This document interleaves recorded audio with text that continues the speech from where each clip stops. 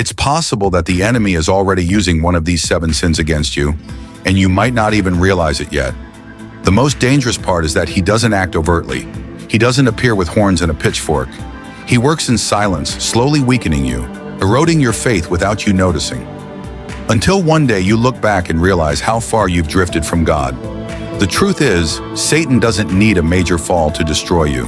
He uses small, seemingly harmless sins that, over time, enslave you without you even realizing it. Among these, the 3rd sin on the list is the most destructive, as it chains and ruins spiritual lives.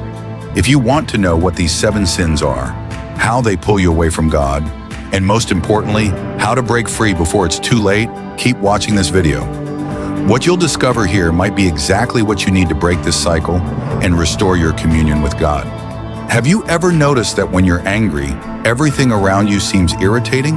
A word, a look, or even a trivial situation can trigger an outburst. But what if I told you that the enemy doesn't just want you to get angry, he wants you to use that anger to fall into sin? Many think that lust and sexual sin are simply about desire, but in reality, they're often an emotional escape. The devil knows that when you're frustrated, stressed, or hurt, you seek immediate relief. And that quick addictive relief often comes in the form of pornography, masturbation, or illicit pleasures. Have you noticed how, after a tough day, temptation feels stronger? When you're angry, disappointed, or anxious, your mind quickly leads you to sin. This happens because your flesh seeks to compensate for the pain, and the instant pleasure of sin seems like the perfect solution. However, the truth is that this only makes things worse. Unresolved anger makes you act on impulse. In the moment, giving into desire seems to bring relief, but then comes the guilt, shame, and that emptiness that leaves you feeling worse than before. And so the cycle begins. Anger leads to sin, sin breeds guilt, guilt generates more anger, and anger pushes you back into sin. The enemy knows how to use this against you. He wants you to see sin as a refuge, but in reality, it's a disguised prison. You enter seeking comfort and leave more broken than when you started. And here's the cruelest detail. The more you fall into this cycle, the more your mind is conditioned to see sin as a solution. Your flesh begins to crave it every time you feel bad. And before you know it, sin is no longer an occasional slip, but a deeply ingrained habit. If you understand the seriousness of this, make sure to subscribe to the channel and turn on notifications so you don't miss the next teachings that can transform your life. And if you think anger is already a problem, wait until you hear about the next sin on the list, which destroys your self-esteem and makes you doubt your own worth. Have you ever felt powerless to fight against sin? You know something is wrong, but you keep falling into the same traps. The truth is, the enemy wants to keep you spiritually weak, and he does it so subtly that you don't even notice. He doesn't need to convince you to sin directly. He just pulls you away from prayer, the Bible, and fasting. A Christian without communion with God is a vulnerable Christian. If you've ever thought about praying or reading the Bible, but something more urgent comes up, and days, weeks, or even months go by without progress in your spiritual life, then the temptations increase. Your mind fills with impurities, your flesh weakens, and when temptation comes, you have no strength to resist. Sexual sin thrives in spiritually weakened lives. Without prayer, you lose your connection with God. Without fasting, your flesh rules you. Without the word, your mind is filled with garbage. The further you drift from God, the stronger the desire to sin becomes. You know that destructive cycle. You fall, feel guilty, ask for forgiveness, and fall again. This doesn't happen because sin is irresistible, but because you're defenseless. And the enemy wants you to think this is normal. He wants you to get used to this spiritual weakness because the longer you go without fighting, the easier it is to keep you stuck. If you think spiritual laziness is already dangerous, the next sin is even more insidious. It not only undermines your faith, but also uses your emotions against you. Lust isn't just a passing desire, it's a cycle of slavery. The more you feed it, the harder it is to break free. Have you ever felt that the more you give in to sexual sin, the more insatiable you become? At first it might be occasional, but over time the frequency increases. What once seemed under control grows into something much larger, leading you to consume more extreme content, create degrading fantasies, and lose control over your impulses. The enemy knows how lust works. He makes you think it's just one more time. But that one more time repeats until it becomes an addiction. Sexual sin never satisfies. It only increases your thirst. The more you feed it, the emptier you feel afterward. And that's exactly what Satan wants. For you to depend on instant pleasure, for your mind to be conditioned to seek this escape every time you feel anxious, bored, lonely, or stressed. He wants your heart to grow numb, to accept lust as something normal and harmless. But don't be deceived. Lust destroys your soul. It steals your peace, corrupts your relationships, and makes you see people as objects of pleasure rather than precious souls before God. It pulls you away from His presence because every time you fall, guilt consumes you and makes you feel unworthy. This is how the enemy wants to keep you from grace, trapped in shame and powerless to change. If you think you can control lust, be careful. This is one of the biggest deceptions. Sin makes you believe you're in control, when in reality, it controls you. Have you ever tried to stop and realized how hard it is? That's because lust doesn't just act on your body, it also affects your mind and spirit.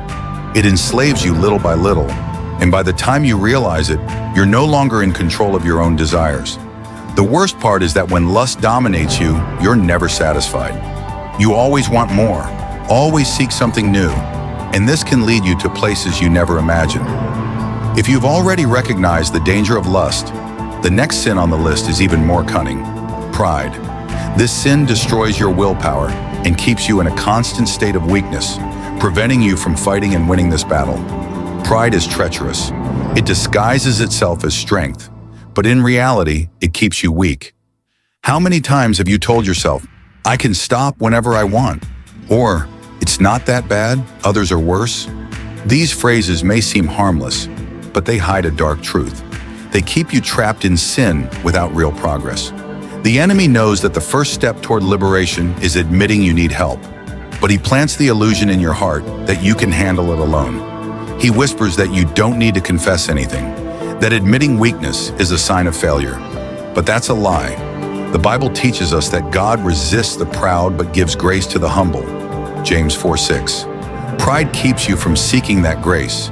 It keeps you stuck in a cycle of guilt, failure, and self-pity. The more you resist admitting you need to change, the deeper you sink into sin. Pride makes you hide what you're going through. You refuse to ask for help, avoid conversations about the issue, and pretend everything is fine. But deep down, you know it's not. You feel the weight of guilt, the distance from God, the emptiness after sin. But instead of seeking restoration, you try to fix it all on your own. And the enemy uses your pride against you. He makes you feel unworthy to approach God, makes you fear others' judgment, and makes you think confessing is worse than continuing to fall. He keeps you isolated because he knows you're weaker alone. But there's a way out. God never rejects a broken heart. When you acknowledge your weakness and seek help, whether through prayer, the word, or spiritual mentorship, you take the first step toward freedom. But as long as pride is in charge, this change will never happen. If you've made it this far in the video, comment freedom below. I want to know which sin has been troubling you. I'll respond to everyone and can even make a special video to help. Now that you know the 7 sins the enemy uses to pull you away from God, the question is, what will you do with this information? Knowing the spiritual traps isn't enough. If you keep falling into them, your resistance weakens more and more. It's time to act. If any of these sins have dominated you, don't try to fight alone. The first step toward freedom is admitting you need help. Seek strength in prayer, fasting, and the Word. But also take practical steps to cut evil at its root. God didn't call you to live enslaved by sin, but to be free and strong in faith. Purity isn't just a moral issue. It's a path to spiritual, emotional, and physical freedom. Every step toward it strengthens your faith and deepens your intimacy with God. This journey becomes more powerful when you don't walk it alone. Share your struggles and victories with trusted people and build a support network to push you forward. Now I want to invite you to take a step of faith. If this video spoke to your heart, act now. In the comments, write "I choose purity." Publicly declaring your decision to live by God's standards isn't just a symbolic gesture. It's a commitment that strengthens your resolve and inspires others to do the same. Share this video with someone who needs to hear this message. It could be the tool God uses to set another person free. Every click and every action spreads the truth and weakens the kingdom of darkness. If this content spoke to you, make sure you're subscribed to the channel and hit the bell. Here you'll find more videos like this with truths that can transform your spiritual journey. And if this video helped you, share it on WhatsApp so this message reaches more people who need to hear it. Now I want to know, which of these sins has been your biggest challenge? Write in the comments, because recognizing the problem is the first step to overcoming it. And if you think you've heard it all, get ready. There are other strategies the enemy uses that almost no one notices. Do you want to know what they are? Stay tuned, because in the next video, I'll reveal something that could completely change your perspective on this spiritual battle. Don't miss it, because understanding this could be the difference between winning or staying stuck in this cycle.